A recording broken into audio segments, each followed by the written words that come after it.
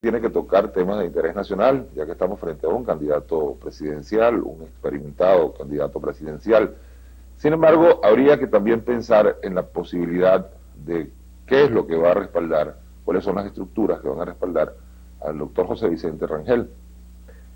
Digo un experimentado candidato porque ya han sido varias las veces que ha sido candidato presidencial y poco a poco ha ido incrementando este electorado. Sin embargo, ha tenido siempre como eje esencial al movimiento al socialismo, el MAS.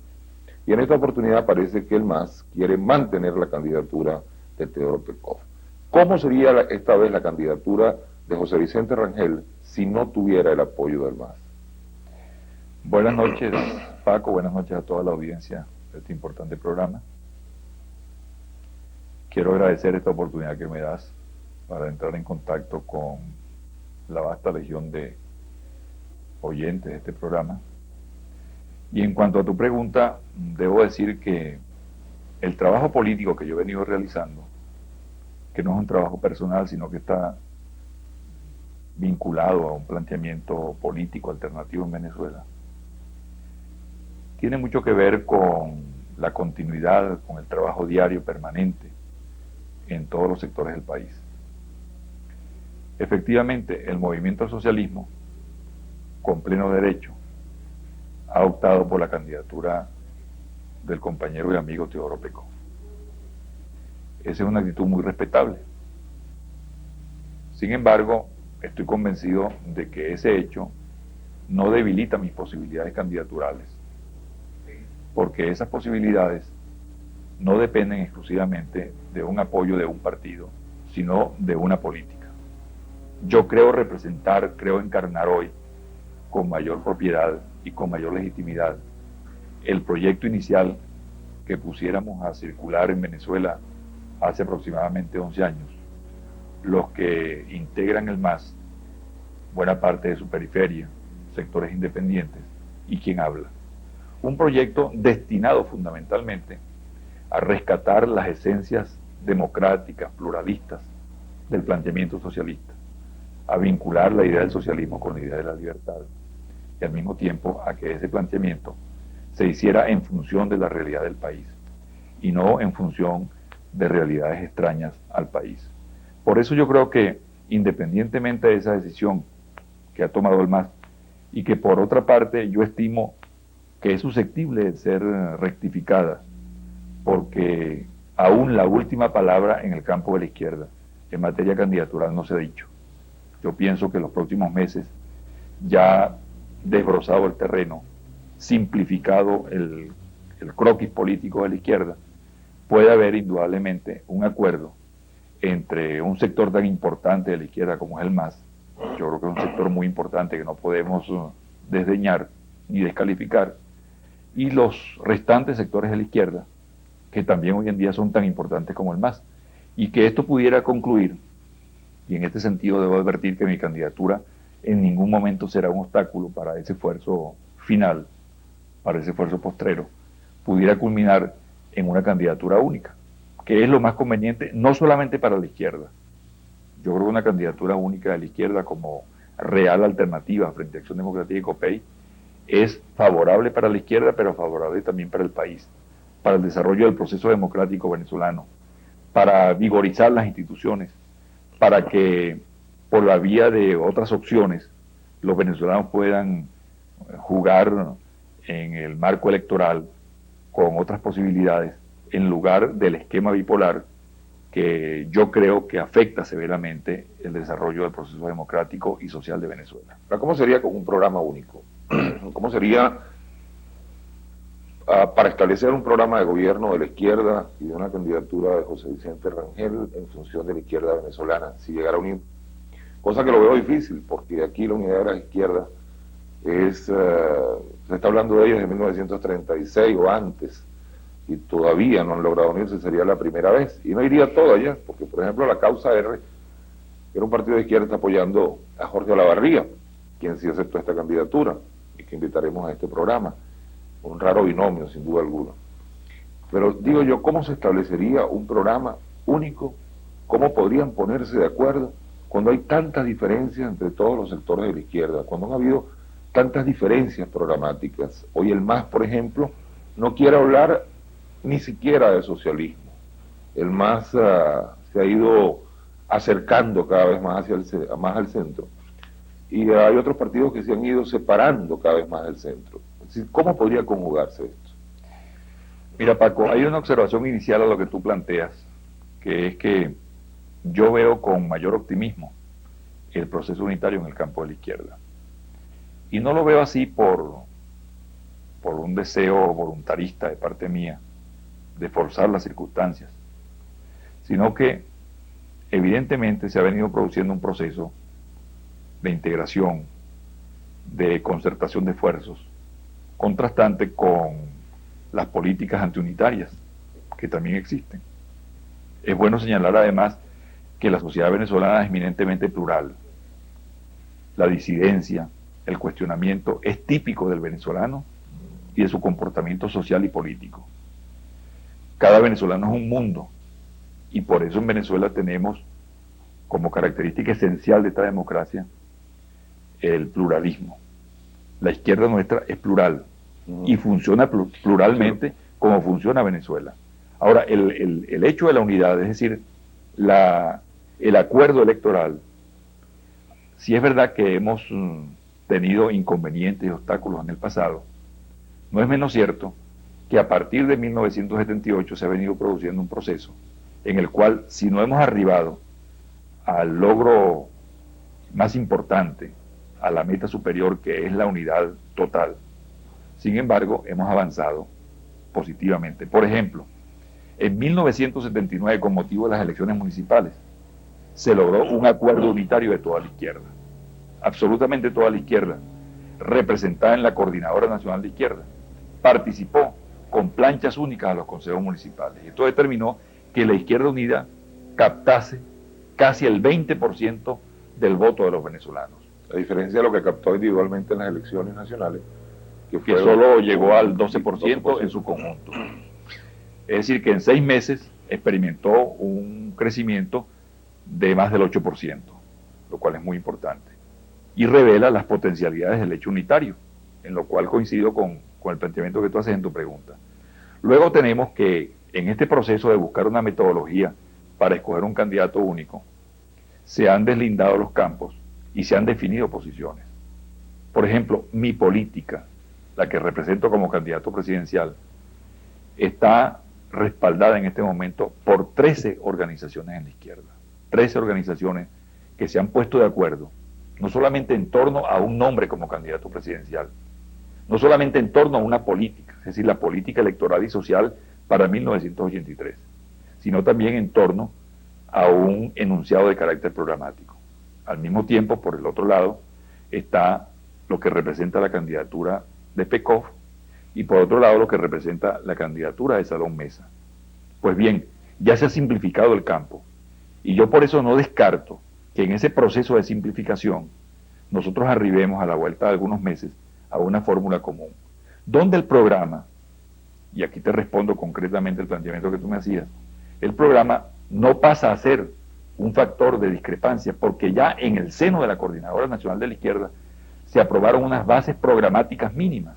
Es decir, la izquierda se acordó en la coordinadora en torno a un programa donde se exponen los aspectos fundamentales de una política de cambio social, un programa para Venezuela, y un programa no solamente para la izquierda, porque nosotros no estamos haciendo una programación únicamente para el militante socialista o de izquierda, sino una programación para el venezolano común y corriente, donde se contemplan los temas fundamentales del petróleo, del desarrollo industrial, el desarrollo agrícola, la situación general de los servicios, el funcionamiento del Estado.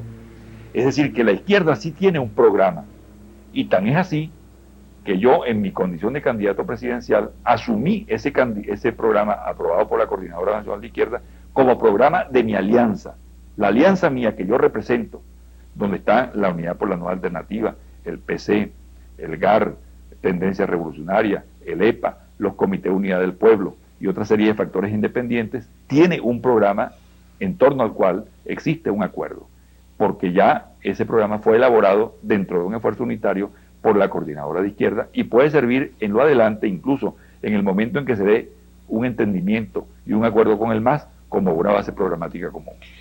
Curiosamente, amigos, sería interesante señalar la diferencia en cuanto a la óptica política que pueden tener los distintos políticos del país. Desde hace mucho tiempo la gente decía, ¿por qué José Vicente Rangel no se inscribe en el MAS? Si él ha sido su candidato, él podía liderizar este movimiento y tendría una estructura partidista, descansar en una organización política en una línea de poder determinada y definida. Sin embargo, no fue así. Parecía testarudo. Hoy en día podemos ver fácilmente que esta óptica era acertada. Si él hubiera sido hombre del MAS, hubiera sido bastante difícil lograr un acuerdo con los demás partidos políticos. En esto ha sido acertado. Ahora me pregunto yo, o pregunto a José Vicente Rangel, ellos han ido en conjunto durante todo este tiempo en un binomio, el Movimiento del Socialismo, José Vicente Rangel, en cuanto a las elecciones, y han ido creciendo. La primera candidatura tuvo muchísimos menos votos que la última, así como el MAS tuvo bastante menos votos que en las últimas elecciones. Pero ¿en qué beneficiaría el MAS en esta oportunidad ser representado por José Vicente Rangel? Sí convengo en que beneficiaría a la izquierda en general y a José Vicente Rangel, de nuevo, estar incluido en esa candidatura. Pero la candidatura Rangel, ¿en qué beneficiaría el MAS?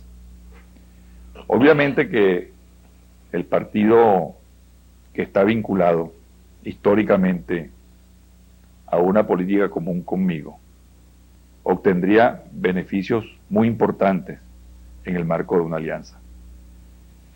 He sostenido ante los dirigentes del MAS en muchas ocasiones que precisamente ese aspecto, porque se trata de una política electoral y al mismo tiempo de desarrollar un proyecto alternativo que va más allá de los procesos electorales, juega un papel determinante en la relación entre ese partido y quien habla.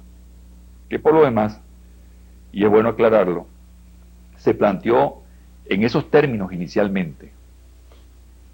Yo, por ejemplo, en ningún momento recibí de parte del MAS en el 72, 73 y luego en el 77, 78 una invitación formal para que me inscribiera en el partido.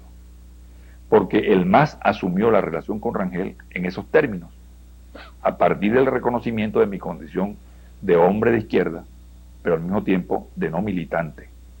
Y no militante no porque tuviera algún cuestionamiento o algún desagrado de militar en un partido, porque yo durante muchos años fui militante de partido, sino porque las circunstancias determinaban esa situación para mí.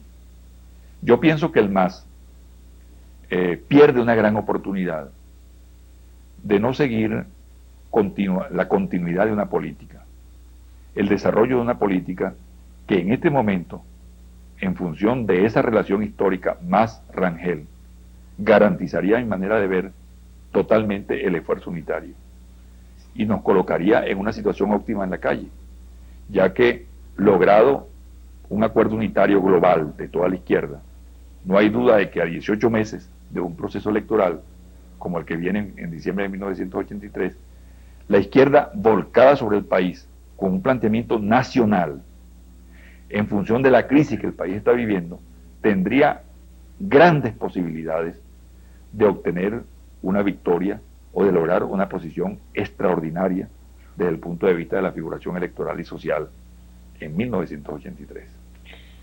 Amigos televidentes, es decir, la semana pasada, recordarán ustedes en el programa que hice con Humberto Cheli, planteaba la posibilidad de que Acción Democrática y COPEI y sus candidatos presidenciales, una vez definidos, ya definido por supuesto en la ley, faltándose por definir en COPEI, pudieran llegar a un acuerdo entre ambos partidos en sus programas de gobierno.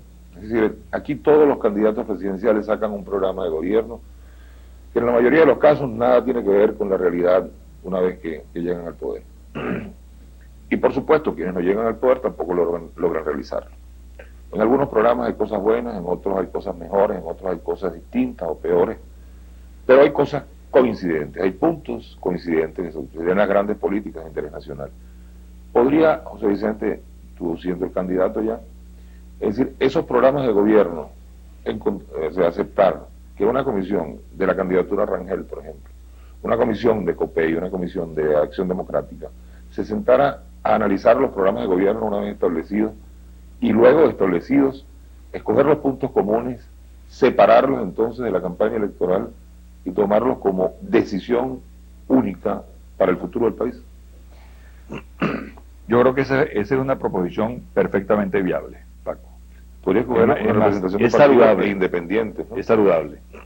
Creo que perfectamente en base al esquema programático de cada una de las candidaturas que concurran a las elecciones de 1983, en base a esa concreción programática, un nivel de concertación integrado por personalidades de partido e independientes podría perfectamente extraer de ese planteamiento aquellas cuestiones prioritarias y en base a esas prioridades hacer una especie de acuerdo para que esos aspectos, que a mi manera de ver son, entre otros, la cuestión petrolera, desarrollo industrial y agrícola, problema fundamental de los servicios, y algunas reformas que tienen que ver con el Estado, la educación desde luego, obviamente, la investigación científica y tecnológica que el país necesita tanto, fueran entonces objeto de un tratamiento especial, ya después del hecho postelectoral. Ahora, yo te quiero hacer la siguiente precisión. Creo que eso es válido, eso es pertinente, eso lo reclama el país. Pero eso no se puede pervertir por la vía de darle una implicación de carácter burocrático, y mucho menos que sea la semilla a través de la cual pueda filtrarse el germen de una futura colaboración de gobierno. Yo estoy dispuesto a colaborar desde el punto de vista programático, desde el punto de vista del propio debate público, con cualquier gobierno que surja en 1983. Pero yo no estoy dispuesto a colaborar, a hipotecar la fuerza política que represento en una colaboración de carácter burocrático, una participación en ese gobierno. Creo que se puede deslindar perfectamente y que es conveniente deslindar en Venezuela de una vez por todas la colaboración genuina, cívica, ciudadana, el aporte que puede dar una tendencia ideológica y política en el país al esfuerzo nacional por establecer prioridades en cuanto a los problemas y darle solución, de lo que es la colaboración de carácter burocrático. Lo digo por lo siguiente, Paco. Nosotros venimos arrastrando desde 1958 la desviación punto fijista de la política, según la cual la única colaboración posible en un momento dado de crisis nacional con un gobierno de turno es a través de la incorporación a un pacto de gobierno. Y esto, a mi manera de ver, constituye una aberración de lo que es la política en un momento dado de colaboración frente a los problemas que el país tiene. En momentos en que se habla, por ejemplo, de concertación, yo estoy de acuerdo con la concertación. Yo creo que materias tan importantes y que tienen, desde el punto de vista de los problemas nacionales, tanta entidad como es la cuestión petrolera, la cuestión fiscal, la deuda pública, el déficit de 1982-83, etcétera, deben ser objeto de una política de concertación. Pero esta política de concertación y lo que tú planteabas en tu pregunta no puede ser objeto de manipulaciones bastardas. Me gustaría aplazar un poquito, unos segundos, pues, este tan interesante tema para el país. Vamos a unos mensajes comerciales y regresamos enseguida.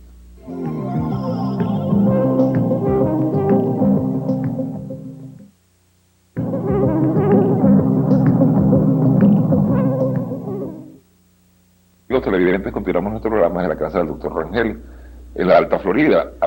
Como verán, o como habrán podido notar, es una casa dedicada prácticamente al arte, o a la colección y al disfrute de objetos de arte, llena de maravillosas obras plásticas, en la mayoría de pintores venezolanos, y de obras escultóricas que están por toda la casa. De manera que los felicito a los habitantes de esta casa porque es realmente hermosa. A mi esposa, porque todas son de ella.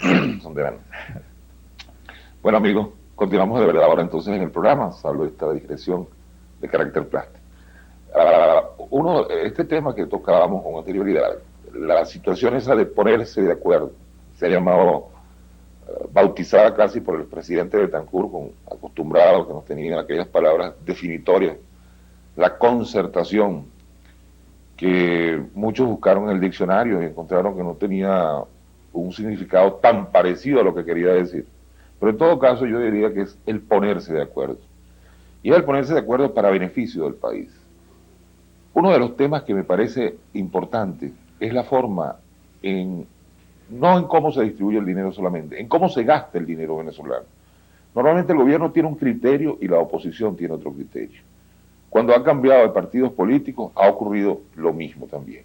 De manera que yo veo que las necesidades son las mismas, si los programas son los mismos, podríamos ponernos de acuerdo, podrían ponerse de acuerdo los políticos desde ahora en la manera de cómo se vaya a gastar el presupuesto del próximo periodo. ¿No sería esto una posibilidad extraordinaria, sobre todo para evitar el despilfarro y para la aceleración de los programas? Lógico que sí. Creo que hay que buscar como meta, como objetivo, eso que tú señalas en la pregunta. Cómo optimizar el gasto, la inversión reproductiva, cómo mejorar las características del gasto social, cómo disminuir y atenuar los efectos en el presupuesto del gasto burocrático, del gasto corriente.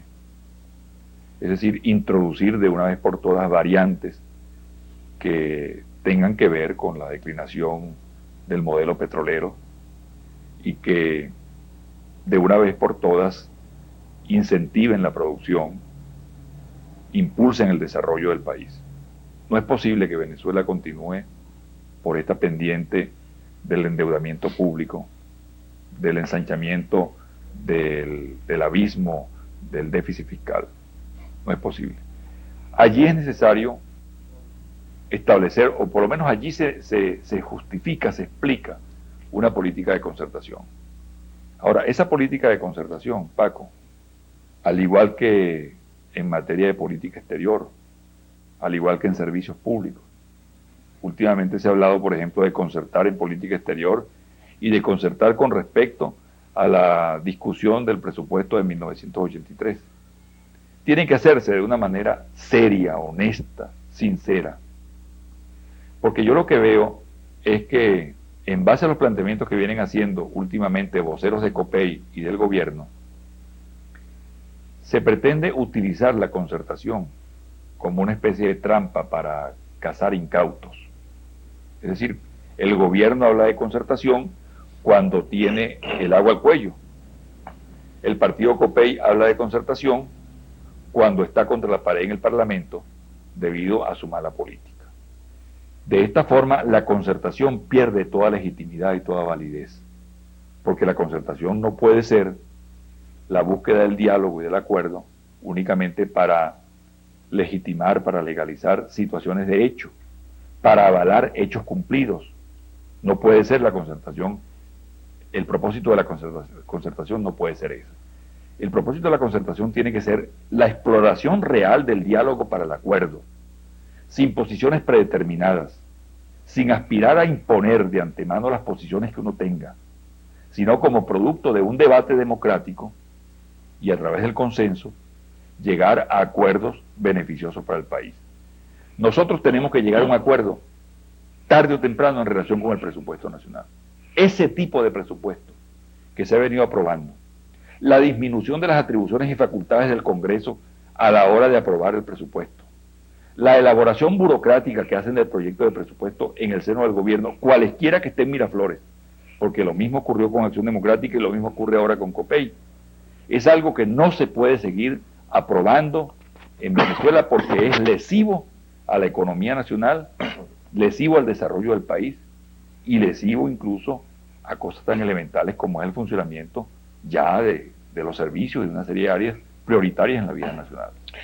Ahora, el Congreso Nacional ha perdido ciertas facultades. Sin embargo, yo muchas veces he planteado la posibilidad de que el Congreso Nacional se transformara un poco. Yo no creo que cumpla con su verdadero papel, o por lo menos con el espíritu que se le quiere dar. Tal vez sería lógico tener una Cámara del Senado, pero tal vez sería interesante pensar en la posibilidad de eliminar la Cámara de Diputados para transformarla en una Cámara Contralora, que podría ser su principal función. Es decir, sería cuestión de estudiar, pero creo que de alguna manera las instituciones en nuestro país habría que madurarlas de acuerdo a lo que somos en la realidad, porque vienen Son estructuras distintas a lo que es la Venezuela de hoy y en relación a lo que se consiguieron. Por ejemplo, el Congreso, dice el doctor José Vicente Rangel, que ha perdido ciertas facultades. Pero yo digo también que a veces funciona, así como dice Rafael Naranjo del Poder Judicial, que existe un terrorismo judicial en cuanto a los abogados. Pareciera que existiera o que existiría dentro de ese ambiente, dentro de la mentalidad, dentro del espíritu de los congresantes mismos, una especie de terrorismo parlamentario. A veces los parlamentarios aterrorizan realmente al gobierno y lo atan de mano. Las comisiones solicitan indistintamente y a discreción la interpelación de funcionarios. El caso reciente que estaba citado Humberto Calderón Berti como ministro de Energía, 3 comisiones a la vez. Es decir, no existe dentro del parlamentario un terrorismo, unas ganas de ser miembros del Ejecutivo. Mira, yo sostengo el criterio, Paco, de que el Parlamento venezolano, que tiene amplias atribuciones consagradas en la Constitución, pudiera ser verdaderamente eficaz y pudiera dar una contribución extraordinaria para el proceso de control, de investigación y por consiguiente de desarrollo de la democracia venezolana.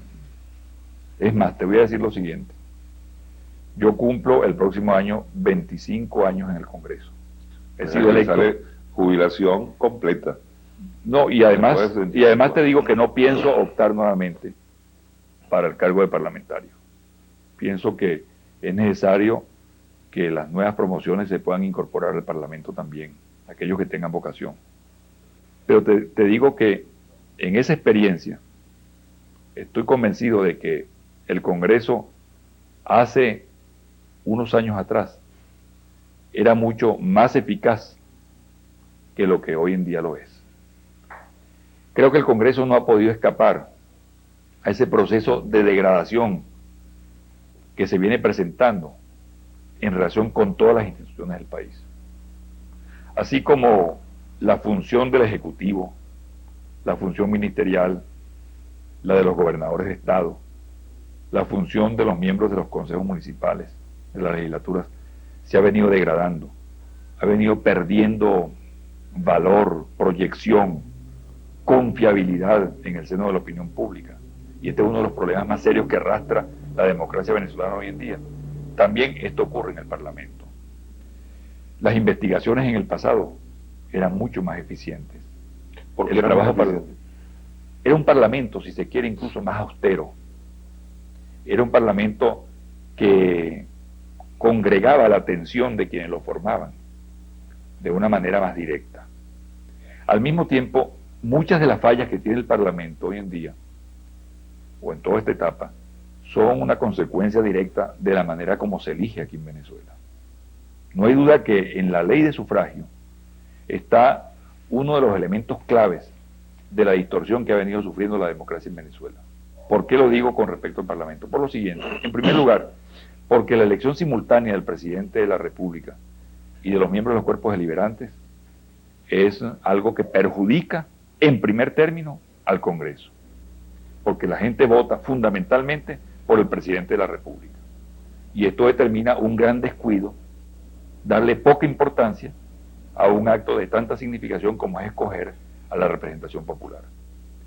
Y en segundo lugar, porque con la postulación que se hace de listas, en lugar de ser una postulación unipersonal, el elector no puede individualizar responsabilidades.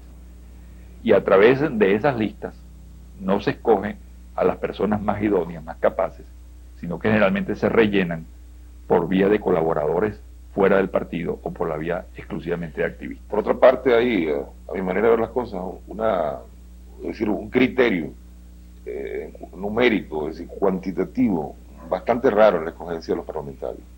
Si se escogen 2 senadores por estado, sin embargo, se permite escoger más diputados por cada estado que por otros, es decir, por ejemplo, en el caso del Distrito Federal o del estado Miranda o del estado Zulia, a diferencia con Cojedes, pues. Esto tiene el sentido de la representación, pero sin embargo creo yo que hay excesivos diputados, por eso, porque ese es otro de los graves inconvenientes que tiene el Congreso Nacional. Hay demasiada gente trabajando allí, y todos los años se incorporarán más. No, eso sí está ¿No ya... se podría limitar esto? Eso sí ya está completamente controlado por la base de población. Ya el número de diputados no se puede incrementar. Desde luego, yo creo que nosotros debemos marchar hacia una sola Cámara, un Congreso unicameral. Me parece que se adapta más a lo que es la realidad del país. Esa pleitesía que nosotros le rendimos al federalismo, escogiendo 2 senadores por cada entidad federal, por cada estado, constituyendo una Cámara que va a repetir prácticamente las mismas actuaciones de la Cámara de Diputados. Por otra parte, que además de todo no legisla, porque normalmente las leyes las hace el Ejecutivo, que es el que tiene dinero para preparar los estudios, entonces porque esa es otra de las fallas importantes que el Congreso tiene. El Congreso no tiene ni el equipo de asesores, ni los recursos que puedan determinar la formación de comisiones permanentes de trabajo, comisiones encargadas de legislar sobre diversas materias, porque esa labor hoy en día es muy exigente y al mismo tiempo muy costosa. El Parlamento no dispone de los recursos necesarios para ello. Por tanto, en función a lo que tú me preguntabas, yo creo que desde el punto de vista de una política de concertación, de una sincera concertación que no tenga nada que ver con una colaboración de gobierno, sino una colaboración democrática, civil, que está planteada en Venezuela en base a los gravísimos problemas que el país tiene. Se impone una reformulación del funcionamiento de algunas instituciones del Estado venezolano, entre otras la representación popular, consejos municipales, legislatura, Congreso Nacional. Una redefinición de los alcances de la Presidencia de la República.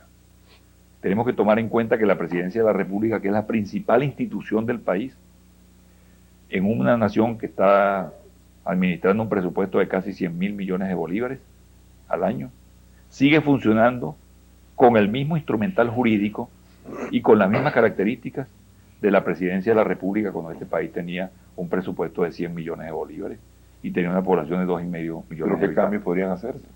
Bueno, en cuanto a la funcionalidad, no hay derecho, por ejemplo, que la Presidencia de la República sea hoy en día lo que se ha convertido.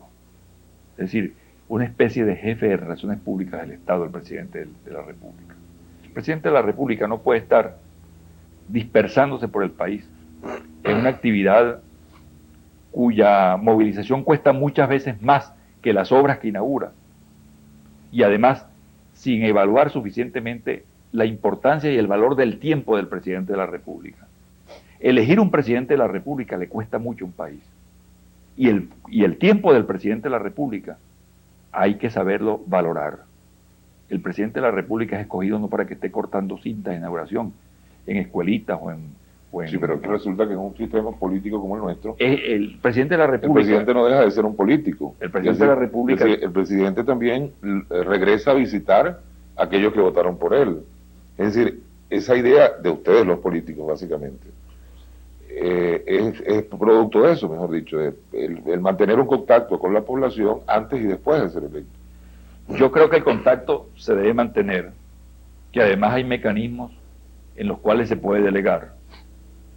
Yo creo que el país entiende perfectamente en una población del interior que el presidente de la República no asista a una inauguración de determinada obra cuando puede delegar en un ministro y puede entender perfectamente que ese mismo tiempo lo está ocupando en el estudio de una materia prioritaria del Estado. Porque es que la complejidad de la sociedad venezolana y de los problemas que encara el Estado venezolano hoy en día obligan a que el presidente de la República, dada la importancia de la institución, sea una persona con un equipo que esté permanentemente ocupado en el estudio de los grandes y de los pequeños problemas del país, promoviendo soluciones y salidas.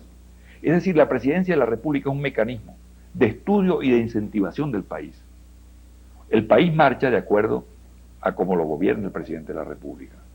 Por eso, una labor que se pierde en lo rutinario, una labor que tiene un sabor populista y demagógico muchas veces, una labor que no se compadece con los recursos que hay que invertir en la movilización del presidente de la República. Yo creo que la movilización de la Guardia Presidencial a un pueblo del interior cuesta más muchas veces que las obras que se inauguran. Por cierto, Debe estar a cargo de los miembros del gabinete y particularmente de la primera figura del gabinete, que es el ministro de Relaciones Interiores. A mí me parece que hay que tratar de fortalecer la institución presidencial. Hay que tratar de dar otra imagen hacia el país de lo que es la función de gobierno. Aquí, aparte de las grandes reformas sociales, económicas que están planteadas, se requiere una reforma del comportamiento, de la manera de actuar de los gobiernos, enseriarlos. Porque yo creo, por ejemplo, que el laconismo, que es una virtud de un gobierno eficaz, la sobriedad en el comportamiento del jefe del Estado y de los ministros, es algo que ayuda mucho a impulsar una serie de tareas renovadoras en una sociedad. Eso le da confianza al ciudadano. Cuando el ciudadano ve a un jefe de Estado lacónico y austero, dedicado a las tareas de investigación y al trabajo de producir políticas para el país, en lugar de estar enredado en la contingencia diaria, en un debate sin trascendencia alguna. A mí, por ejemplo, me afecta cada vez que el presidente Herrera se expresa a través de refranes y incide en políticas realmente estériles. Sí, pero y en polémicas refranes no tienen tienen un sentido político. Es decir, los refranes en un momento determinado, con un refrán se quitó muchos problemas. Pero mira, Paco, yo creo que esto tiene también que ver con algo que hemos hablado en cierta forma, ¿no? Y es que los presidentes de la República, particularmente en los últimos periodos en Venezuela, no dejan de ser candidatos presidenciales. Llegan a la presidencia de la República y continúan actuando como candidatos presidenciales. Y aquí el país está reclamando no que los presidentes sigan siendo candidatos presidenciales, sino que los presidentes sean verdaderamente presidentes de la República, que asuman la majestad del poder en toda su complejidad, porque de lo contrario, cada día se va a ir degradando más la institución presidencial. Bueno, a mí me parece muy interesante el planteamiento, es decir, tú estás pidiendo mayores funciones inclusive para el presidente, y a la vez deslindarlo de alguna función. Y tecnificar la institución presidencial. Ahora, ocurre, para utilizar un refrán, aquel que dice que la culebra se mata por la cabeza, que tenemos en la mente todos los venezolanos. Entonces, todos queremos hablar, o con el ministro, para resolver las cosas de arriba hacia abajo, o con el presidente en otros casos. Sí.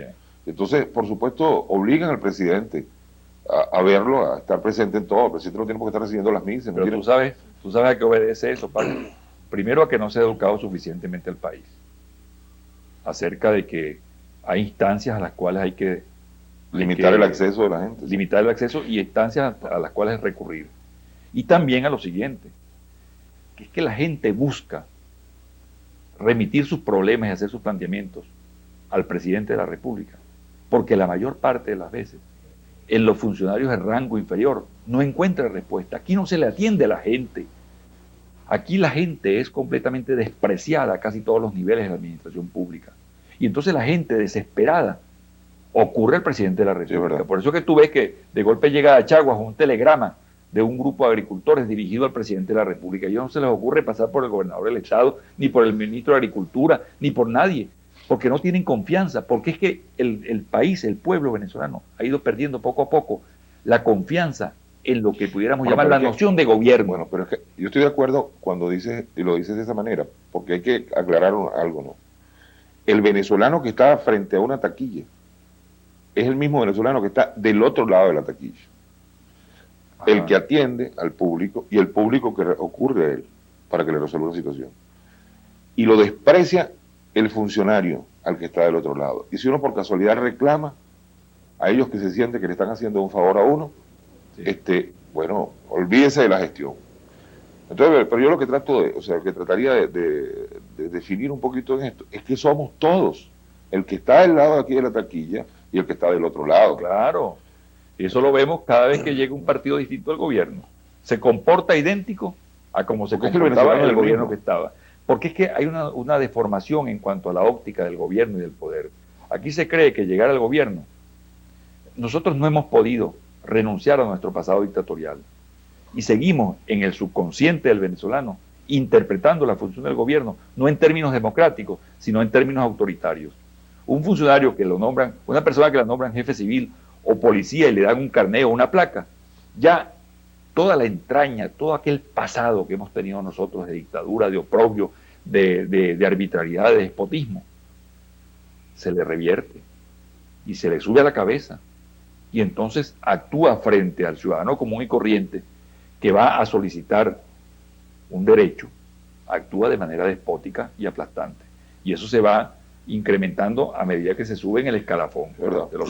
Ese es el gran drama del país. ¿Cómo democratizar nosotros la democracia verdaderamente? Ese es el problema de fondo. ¿Cómo la democracia venezolana es efectivamente una democracia? No renunciando a lo que tenemos, sino profundizando verdaderamente en el funcionamiento de la democracia. Es que inclusive nosotros complicamos al presidente.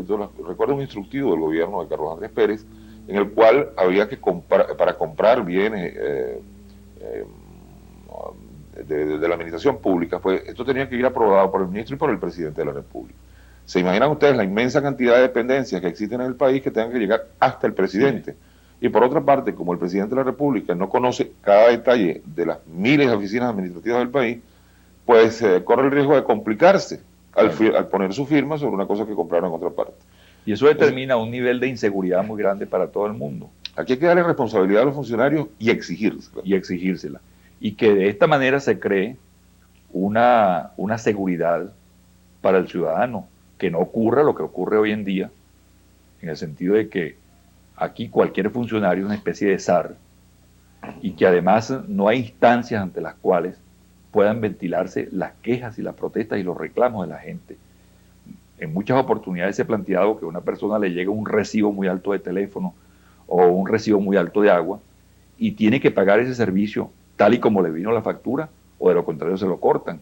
Así sea la aplicación de una tarifa injusta y se le esté cobrando excesivamente, porque no hay la forma de que el ciudadano sea escuchado en algunas instancias ante las cuales reclama. Lo mismo pasa con el régimen impositivo.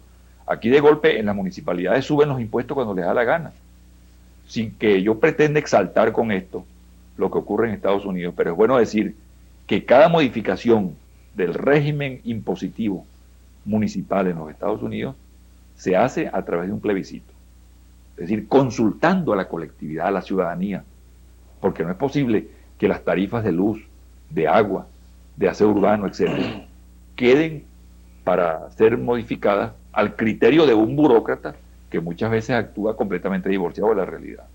No, míralo de otra manera. Por ejemplo, los autobuses. La gente espera un servicio autobusero mejor. Sería muy conveniente en el caso de Caracas particularmente, y por supuesto en las otras capitales del país, pero un servicio autobusero mejor cuesta mucho dinero. Entonces los consejos municipales mantienen fija la tarifa en $1.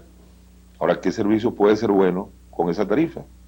Claro, que la gente piensa que el mismo servicio malo que se le está dando se le va a dar si se aumenta la tarifa, porque no hay ninguna garantía. Los políticos también no se atreven, porque no hay ninguna garantía. Se hace perder votos. Es decir, también hay que verlo así. No, yo pienso, Paco, que aquí es necesario asumir con valor, con absoluta responsabilidad, el papel de dirigente. Es decir, poner de lado la demagogia. Decirle al país cuando hay que apretarse el cinturón verdaderamente, pero no de manera ficticia y engañando a la gente, sino apretarse el cinturón con respecto a algunos problemas, y eso tiene que encararlo un liderazgo político responsable. Yo insisto, por ejemplo, que los políticos así opinan, pero les cuesta mucho trabajo hacerlo así, porque los otros a lo mejor no lo hacen y porque quedan en desventaja. El caso, por ejemplo, del proyecto siero carbonífero del Zulia. Es decir, tenemos una siderúrgica con pérdida, tenemos una siderúrgica que casi no puede pagar sus deudas todos los días, y que en todo caso compromete un aporte importante del país que pudiera servir para solucionar otras actividades. Cuando las industrias siderúrgicas en muchas partes del mundo están en quiebra, nosotros vamos a hacer otra siderúrgica en el Zulia. No parecería lógico, y yo creo que en una reunión seria, los políticos así lo piensan. Pero ¿quién le dice eso al Zulia con tantos votantes que tiene? No, y sobre todo cuando se ha venido engañando sistemáticamente al Zulia. Porque lo que pasa es que al Zulia se le ha engañado permanentemente. ¿Pero tú crees que ese proyecto debe ir? Independientemente de la viabilidad del proyecto, Paco. Nadie dice que no. El problema es que el Zulia tiene reivindicaciones muy legítimas. La situación del desempleo, el drama social del Zulia, a pesar de ser un estado tan importante, sin embargo, no es compensado de ninguna forma por el centralismo. El aberrante centralismo que existe en Venezuela y que en el Zulia, por las características de ese Estado, se siente más, determina entonces las medidas de tipo demagógico, que no son soluciones en el fondo, pero a las cuales hay que apelar en un momento dado cuando se tienen respuestas más coherentes. Sí, no, pero es que además de todo el centralismo también complica a todo el país, porque se hace una inversión allí de ese tamaño y eso afecta a otras poblaciones de Venezuela, Claro, a otras situaciones. porque no hay ninguna planificación. Y entonces caemos en el problema inicial, es decir, la falta de seriedad a la hora de gobernar. La función de gobierno es algo sumamente serio en un país, en una nación.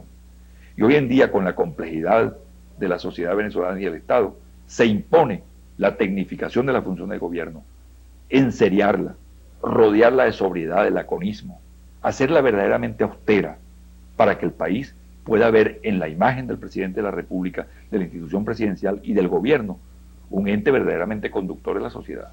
Yo para terminar quería hacer referencia a la campaña electoral. Acción Democrática escogió recientemente a su candidato en un acto en el Poliedro, ya lo tenía escogido desde enero, donde el doctor Lucinchi dio un gran discurso. Copey ya parece que va a ponerse de acuerdo en la escogencia de su candidato para el mes que viene. ¿No estaría en desventaja José Vicente Rangel si se espera demasiado tiempo para su proclamación como candidato? Se hizo una proclamación de mi candidatura por parte de la Unidad por la Nueva Alternativa en el Parque Central hace 2 semanas. Pero nosotros vamos hacia una proclamación nacional en grande. Vamos a hacer un gran acto en el Silencio, en la Avenida Bolívar, para el mes de octubre, finales de octubre de este año, donde ya entonces el esfuerzo concertado, no solamente de los sectores de la izquierda que me respaldan, sino también de sectores independientes, pueda sumarse en ese acto, que va a ser el lanzamiento ya oficial, que recoge la oficialización del lanzamiento de la candidatura por varias organizaciones partidistas. Va a ser el acto decisivo de puesta en la calle de la candidatura para el país. Repito, esta candidatura que se lanza a partir de la izquierda, con el piso de la izquierda, es una candidatura que aspira a ser una candidatura nacional, a entrar a competir directamente con la candidatura de Copey y con la candidatura de Acción Democrática.